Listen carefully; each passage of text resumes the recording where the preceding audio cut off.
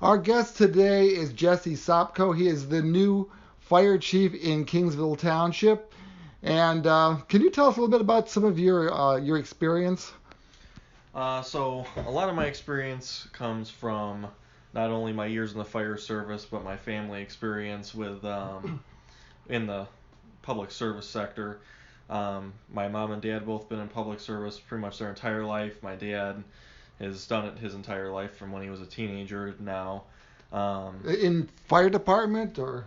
Yes. My Oh, dad's been a fireman since 1986.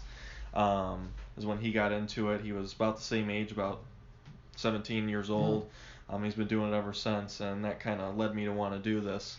My experience started, and right around my 17th, 18th birthday, I started going to the fire school in Columbus, State Fire Academy.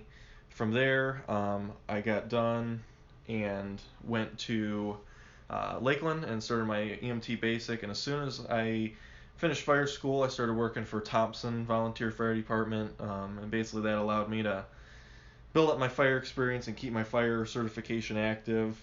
And from there, I went on to Madison Fire District. That was one of my first big jobs, and I've been there for 3.5 years now. mm-hmm. And then just after that, I got hired with the Mentor Fire Department, and I've been there for about 2.5, 3 years now. Um, So you kind of work here some. You work like a how long of a shift? Is it a 24-hour shift or 18 hours or? for Kingsville, we operate on a 16-hour shift. We're staffed from 6 a.m. to 10 p.m. And I am supposed to work 40 hours a week, and I get that through working two 16-hour shifts, which is our 6 Mhm. a.m. to 10 p.m., and then one 8-hour shift, which is either in the morning or at night. I work all days of the week. Sometimes it's weekends, sometimes it's during the week. It's a nice even mix of all the shifts, between A, B, and C shift.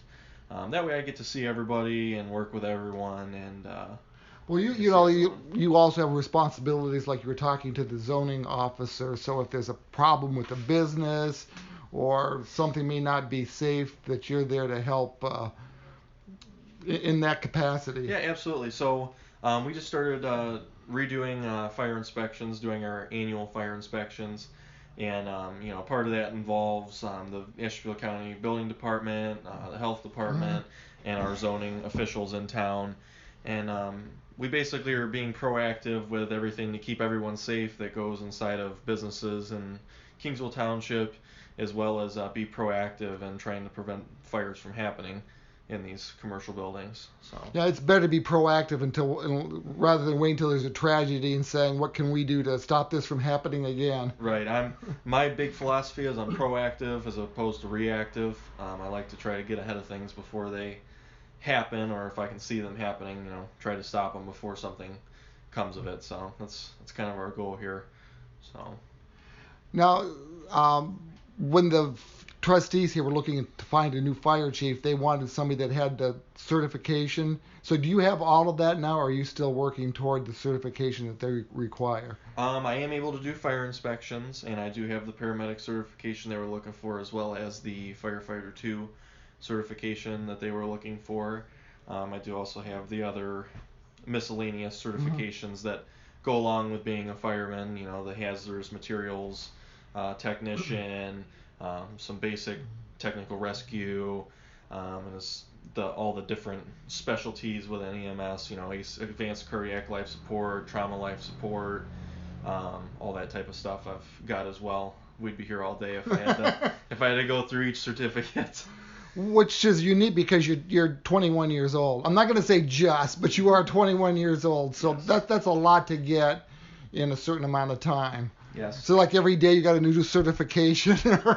Well, when I went to the State Fire Academy, they offered us a lot of certifications within the class, and basically I was down there for 3 months, and that's all I did for three Mhm. months was fire school.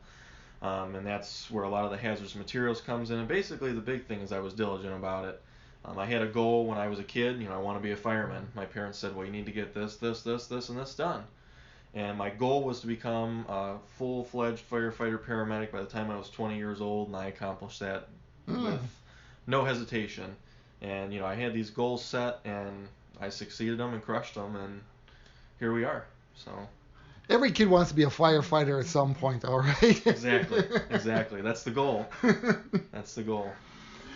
So you have to know like what companies around here may have hazardous material, so that if you pull up to a fire scene, that they have this or that. Yeah, there's a very extensive amount of pre-planning that goes into it. However, the new pipeline going into town. Oh, We've yes. got huge resources with the pipeline company. Dominion's the big player in that. They've been more than helpful with giving us resources throughout and updates along the process of how they're progressing. CERC is the company or is the government organization, I should say, that handles the hazardous materials, and all businesses are required to tell us what hazardous materials they have in their town and in their building, and basically CERC gives that to us, and then from there we can pre-plan accordingly. And that's a big thing for me, is pre-planning, and again, being proactive as opposed to reactive. So the old days where you just sit around playing checkers and cooking good stuff and waiting for a fire to happen, that's kind of gone by the wayside, if it was ever there in the first place. Well, the fire service is always about the brotherhood and sisterhood, and we do get our time together, and we do have meals and stuff, and we do have our drills, but throughout the day, there's many projects that we've got going on around the station right now. Lots of stuff that people are taking on duties wise, as far as EMS supply ordering. That's a big thing. We got to make sure we have our supplies. Didn't you, when you came in, found that some of the equipment here had expired? Yes. Initially, our fire gear that protects us from going and burning buildings. We are in the fire. Sorry about that. I had to make sure we're in the fire station. Yeah. Yes. The fire gear was significantly out of date. The National Fire Protection Association, they're kind of like the rule makers. They set the standards for the fire service, and their standard is 10 years. And we had fire gear that was purchased in 2006. Whoa. So we can do the math, and that takes us to 2016. And hey, we need new fire gear. So I found it to be a big safety issue and a big safety risk, and I like keeping the firefighters and paramedics underneath me safe, and it helps them do their job very well. And we were very grateful for the Kingsville Township Fire Department boosters to donate a good chunk of the money to us in order to do that. And we're almost done with the sizing, and our order should be placed soon. And that's a absolutely huge step in the right direction with this department. Well, I would think every 10 years there's big changes in technology and big improvements in the equipment. Yeah, I mean, there's always big changes in the equipment, but the fire gear has always been one thing that, it's as the materials get better and better, it allows us to go into hotter and hotter environments.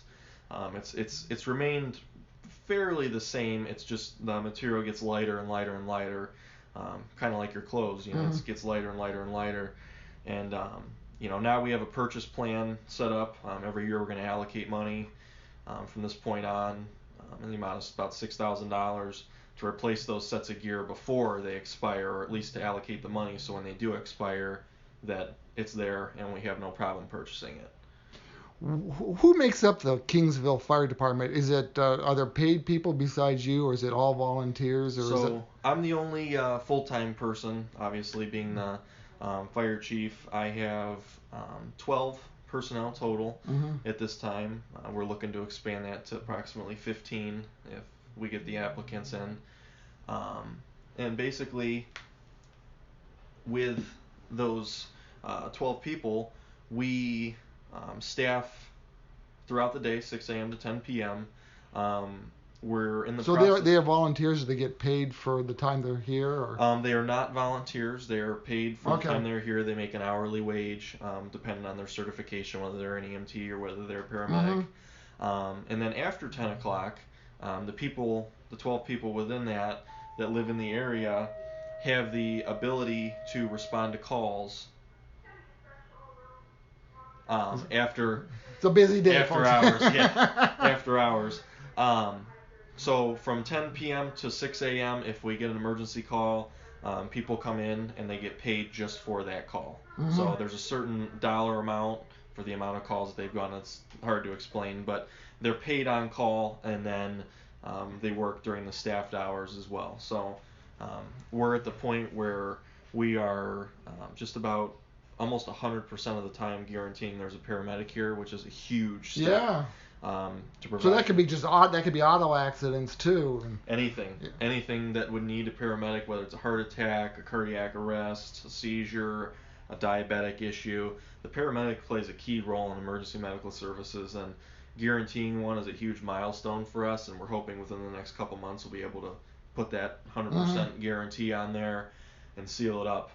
But other than that, I mean, our staffing, we got very dedicated individuals now, and we're in the process of hiring another individual, and we're looking to keep hiring until we hit that magic number 15. So Jesse Sopko is our guest. He is the new fire chief in Kingsville. I can remember at a time when it was new to have like firefighters go on emergency ambulance calls. It would be, you had separate ambulance attendants, and the fire department didn't go unless the place was burning at the same time. Absolutely. Yeah, there was many years ago in LA County, I believe it was the first department.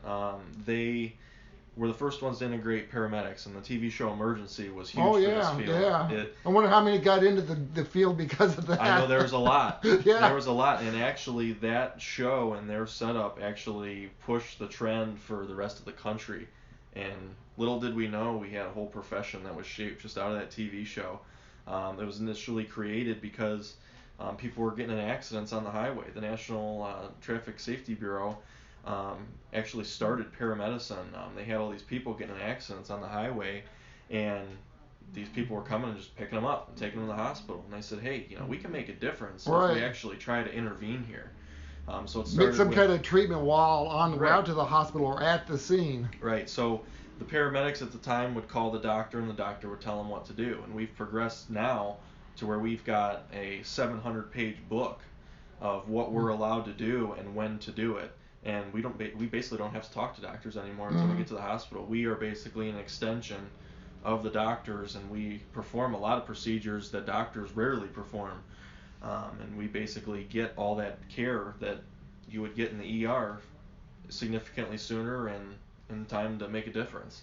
So you have to have the equipment too. Absolutely. So that can't be cheap. It's not. It's not. We were gracious enough to have university hospitals donate some of the equipment that we've got, and they provide a lot of the supplies that we use on a daily basis.